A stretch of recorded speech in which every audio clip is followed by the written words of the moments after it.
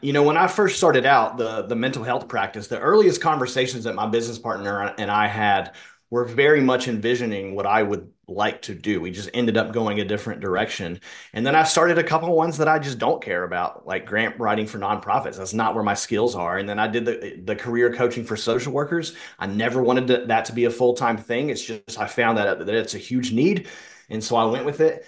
And none of those succeeded nearly as much as I wanted or needed them to. And I'm finally listening to the voice that has been there all along that was whispering, Jacob, go with what you know the best. You've had two open heart surgeries. You have lifelong experience as a patient. Plus, you have all of this experience. Why are you not going with what's a natural fit for you? And that was a quiet voice for a while until recently it basically came up and slapped me across the face and say, Jacob, stop dicking around and just do this. So I would say, I think most business owners probably have some kind of sense, a voice, or however you want to visualize that of what they want to do. Don't ignore that.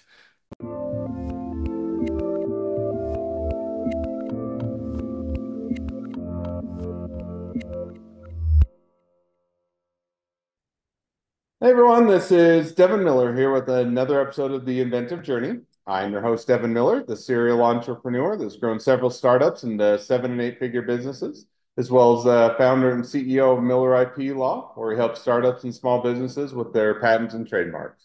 If you ever need help with yours, just go to strategymeeting.com, grab some time with us to chat, and we are always here to help. Now, today we've got another great guest on the podcast, Jacob Kendall. And Jacob started his journey studying biology in undergraduate, and then also got a master's in public health as well as a PhD, and studied in a few other programs, and then did graduate school straight through for a number of years, and thought he was going to be a professor. Also had a chance to travel around the world for a period of time. And then started to travel less as started his family, as well as having some open heart surgery, and then during that time was also a professor for a number of years. Co-founded a couple of businesses before shifting his focus to the current business. It's also focused on the public health business. So with that much as an introduction, welcome on the podcast, Jacob. Yeah, thanks, Devin. I know we're going to have a good chat. Looking forward to it. Appreciate the opportunity.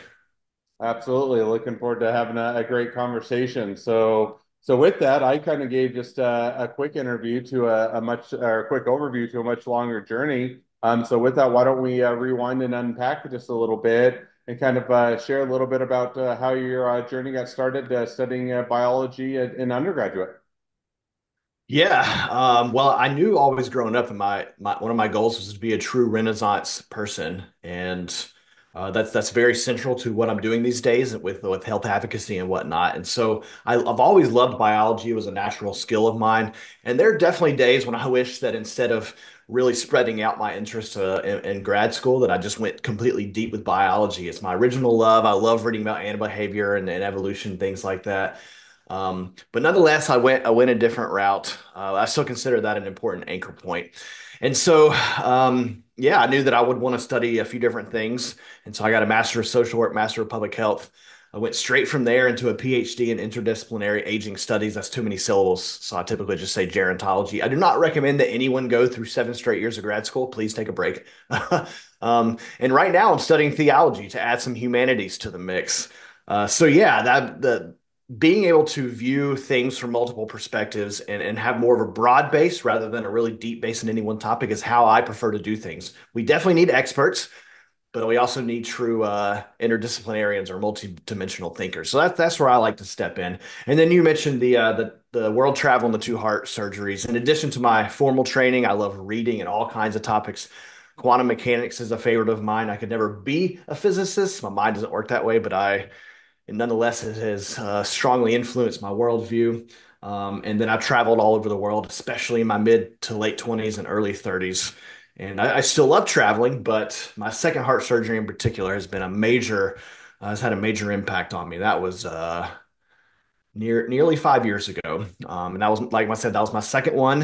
And because of the So maybe just to interdisciplinary dive focus. in, just or to unpack just a little bit more. So went and got Yeah, a number of degrees. Started out in biology, went and got the master's, got the yeah. PhD, studied a number of areas. Now, as you're coming out of or schooling and doing the phase of doing the education, back up a little bit. And so was the goal to be a professor to start to teach others or in other individuals and go down that route, or kind of what was the goal? And as you Yeah. finish up your education, where did you start out? Yeah, for sure. I mean, I thought I was going to retire professor. The reason you get a PhD in most cases is to go do research, go to be a faculty at a university. I taught social work for a couple of years, and then I taught global health. And where I was teaching global health, it's a university in central Georgia. I thought I would retire in that kind of role, but that's when I had my second heart surgery. And I kind of had a confluence of several things all at once. I had my second heart surgery. I got married. I co-founded a couple of businesses. The entrepreneurial bug bit me, and all those things kind of at once. And so I got to this point where, like, you know what? I don't want to retire in academia. I want to do some things the way that I want to do them. I frankly think that I should be able to make better money than many professors make. It's ridiculous to me that we have the highest degree possible in our fields, but we just don't have the salary to back that up. Um, and you know, when you kind of are forced to face your own mortality, at least only temporarily, you have different priorities. And so I decided I want to do things the way I want to do things, and that's where I shifted. I left academia, and I've since been working on business stuff. I think I hit up your questions, but let me know if not.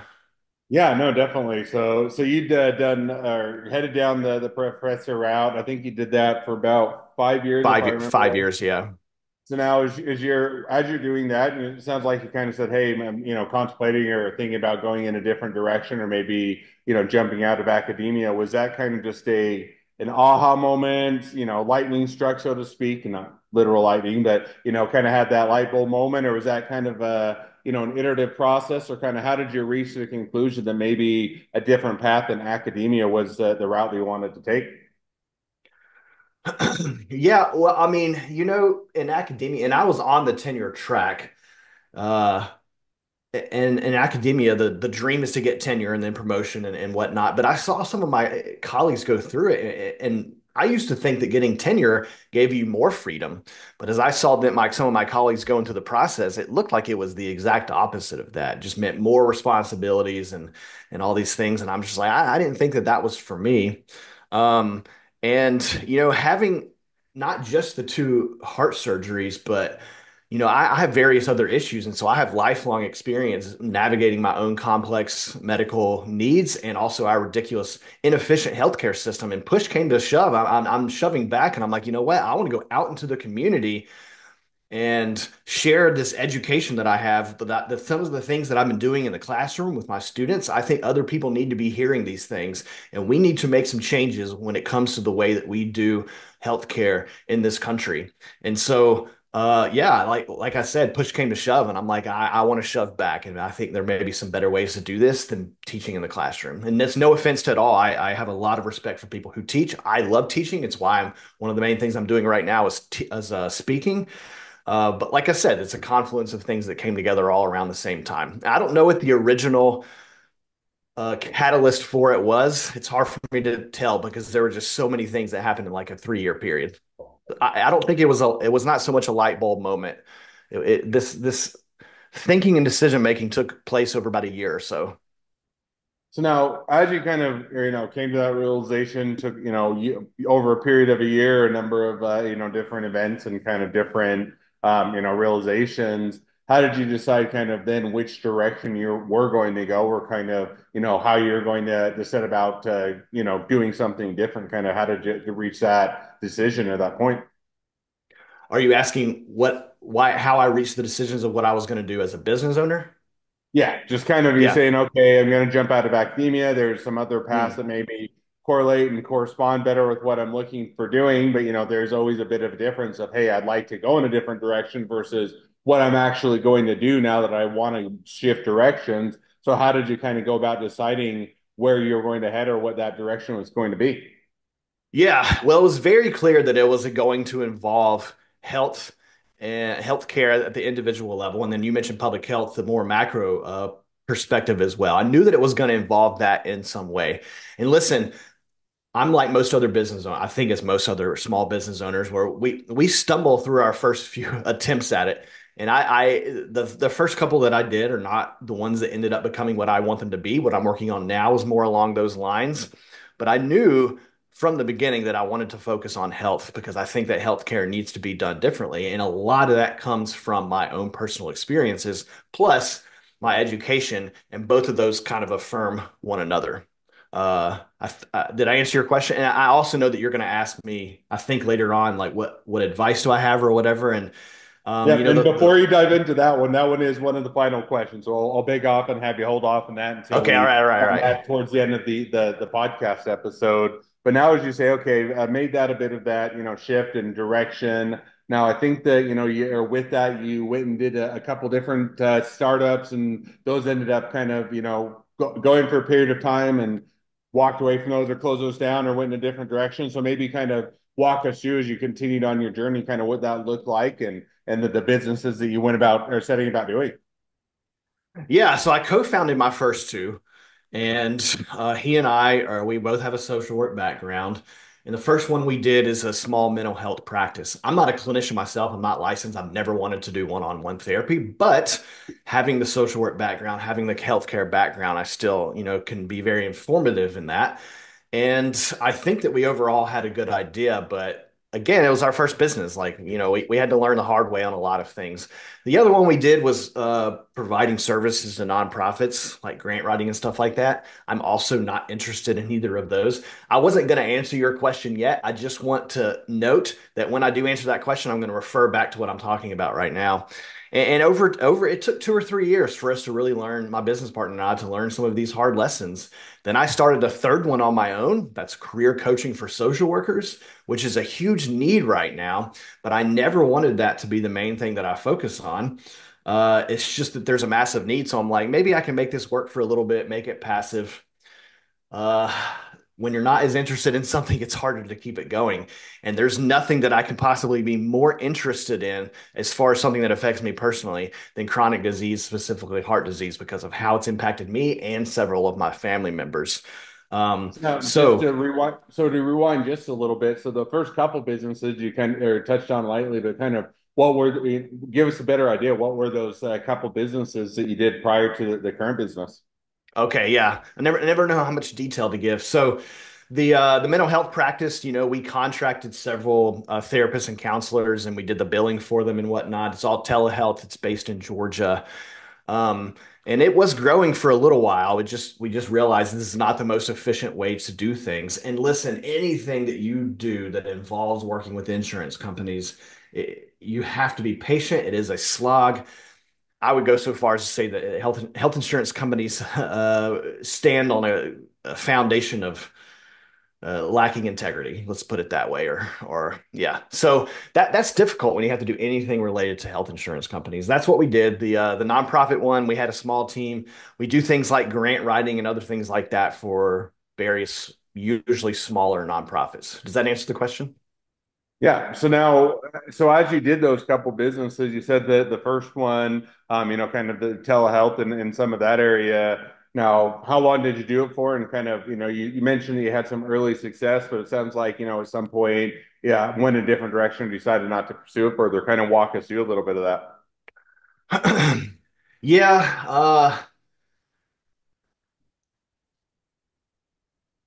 I'm thinking through here. To say this diplomatically, it probably for both my business partner and me, it might have been better if we had each started something on our own and learned those lessons. Hmm. Starting something with someone, it comes with its own challenges, and we've been really good about working through things, but a lot of it is just the model that we tried to set up. We worked only with contractors. We focused on not necessarily doing the work ourselves, but having other people do it. I think that's a lesson that I've learned in the very early stages. You got to do it yourself, and kind of trudge through that.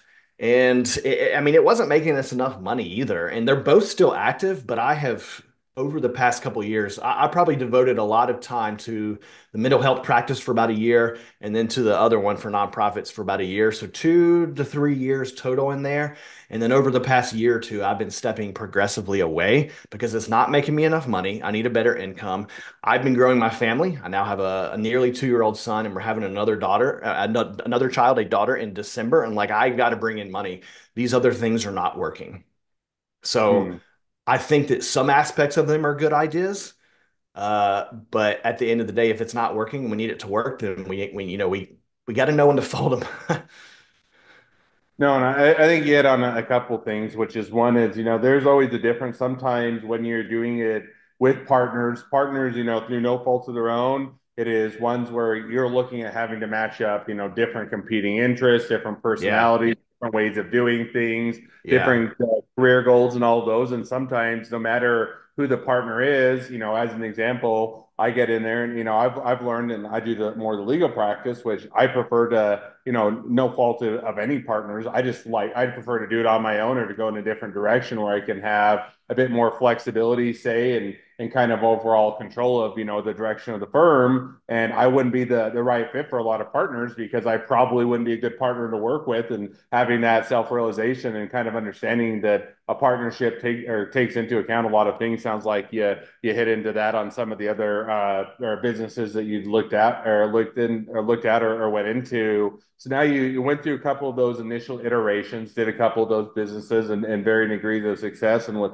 different partners. And I think as you mentioned, bit journey continues to evolve, which led you to the current business, which is what you're doing today. But back or rewind just a little bit on that business and kind of walk through what is the business, kind of how did you get into it, and kind of how have things evolved as have got started. Are you talking about the one that I'm mainly focused on now? Yes. Okay, this is my fourth one, and is the one that I care by far the most about. And basically, I do speaking, thought leadership, consulting around chronic disease, healthcare, advocacy.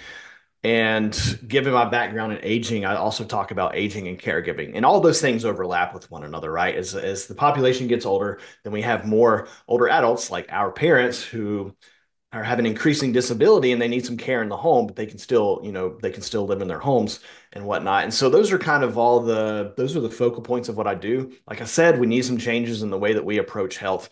And so I put all of that under the banner of chronic disease, health, and aging advocacy. And I do speaking engagements. I'm regularly on podcast episodes. I post content on LinkedIn, and I'm just slowly growing my network, slowly growing the ways that I engage with other people on these topics. I'm a bit in the early stages of it, and I'll be honest about that. But uh, the early returns so far are quite good, so I'm looking forward to continue building it. Awesome. Sounds like it's been. So now, how long you say you're in the early stages, kind of how long you've been doing it, and a bit is what direction are things headed for you? Well, I decided that I wanted to do speaking on a regular and paid basis. Oh, just hit my microphone. Probably a couple years ago, but again, I'm going to refer to this later. But it has taken me a long time. I'm really hard-headed. It's taken me a long time to learn some important lessons. And the topics that I first decided that I was going to speak about are not what I'm doing now. And so I would say, as far as the current iteration of it, let's say half a year I've been working on it.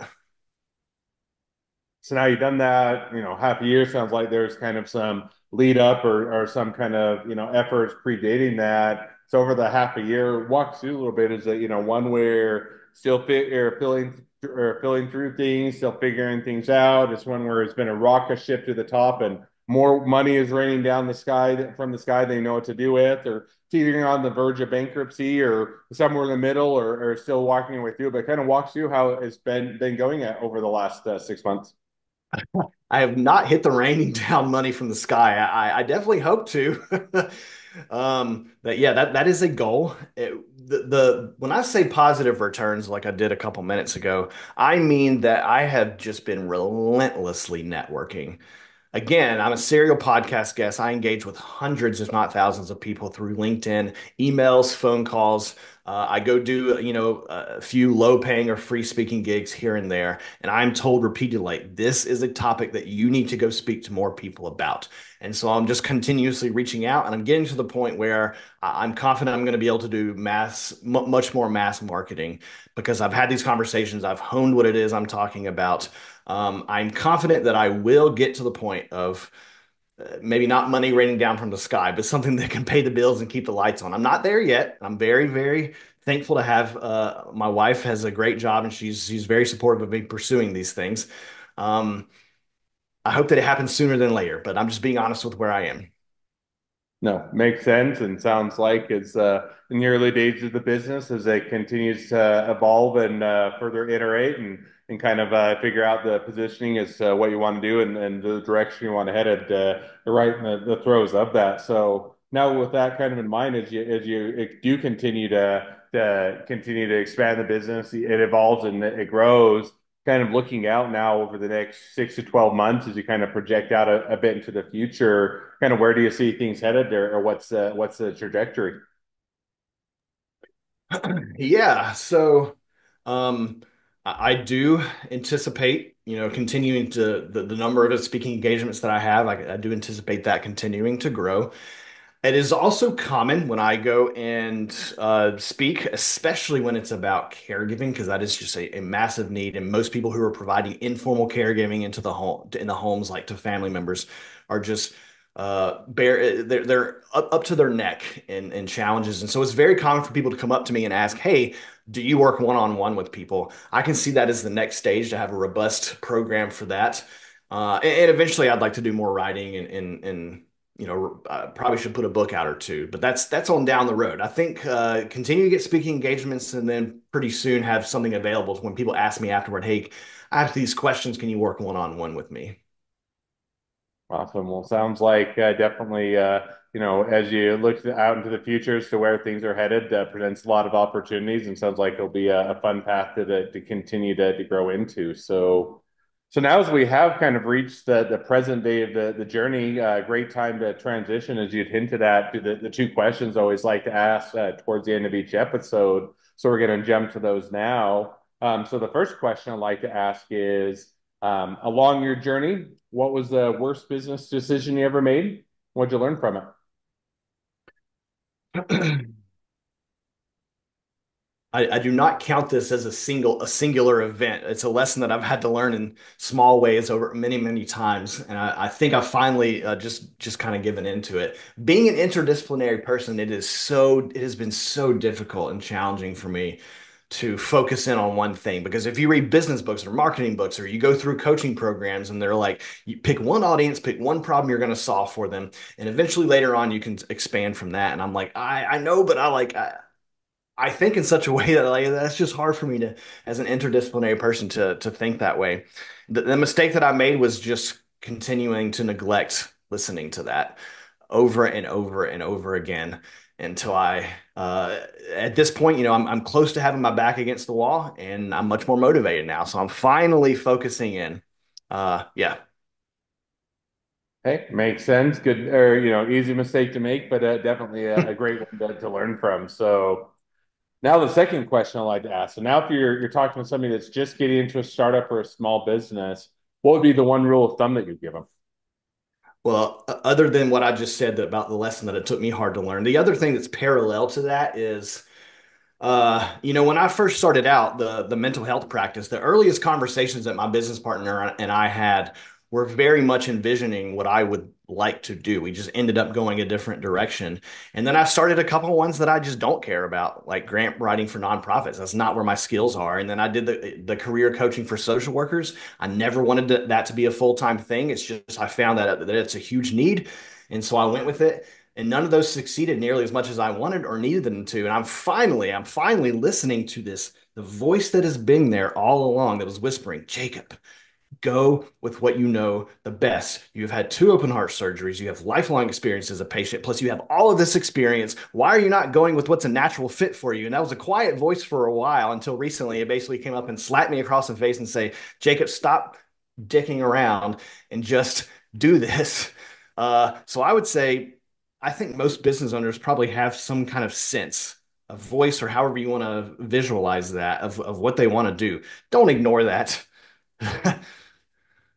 Yeah, and I think that, sometimes people refer that almost as a gut feel. They refer to it as a knee-jerk reaction. They feel as an intuition or kind of whatever you feel. But a lot of times, you kind of get pulled in a number of directions, whether it's other people telling you should try this or go in a different direction. Sometimes it's, you see the next shiny object for the business, you see what others are doing and you try and mimic it. And oftentimes you get pulled in different directions, which, inherently aren't bad, but may not fit with, where your competence level is or where your sweet spot is or kind of where your niche might be. And I think identifying that and focusing in on it can definitely bear the greatest reward. So definitely a great rule of thumb. So with that, now as we kind of do wrap towards the end of the episode, if people want to reach out to you, they want to be a customer, they want to be a client, they want to be an employee, they want to be an investor, they want to be your next best friend, any of or all of the above, what's the best way to reach out to you, contact you, find out more? Yeah. Either way is Jacob Evans Kendall, EvanskEndall. A middle and last name, jacobevanskendall.com. And then Jacob at jacobevanskendall.com. That's my website where I talk about the speaking stuff that I'm doing. And then it's also Jacob Evans Kendall is the handle for my LinkedIn profile. I'm very active with there as well. And a lot of people will reach me that way. So it all comes through my name, Jacob Evans Kendall. Awesome. Well, definitely some great ways to connect and definitely encourage the audience to reach out, expand their network, support a great business, and if nothing else, make a new best friend. So, with For that, sure. thank you again, Jacob, for coming on the podcast. It's been a fun, it's been a pleasure. Now, for all of you that are listeners out there, if you have your own journey to share and you'd like to be a guest on the podcast, feel free to go to inventiveunicorn.com. Apply to be on the show. A couple more things as listeners. Make sure to click share, subscribe, leave us a review. Helps us to reach even more startups and small businesses along their journey to success. And along that note, if you ever need help with patents or trademarks or anything else with your startup, your small business, just go to strategymeeting.com, grab some time with us to chat, and we are always here to help. Well, thank you again, Jacob, for coming on the podcast and wish the next leg of your journey even better than the last. Thanks, Devin. I enjoyed it.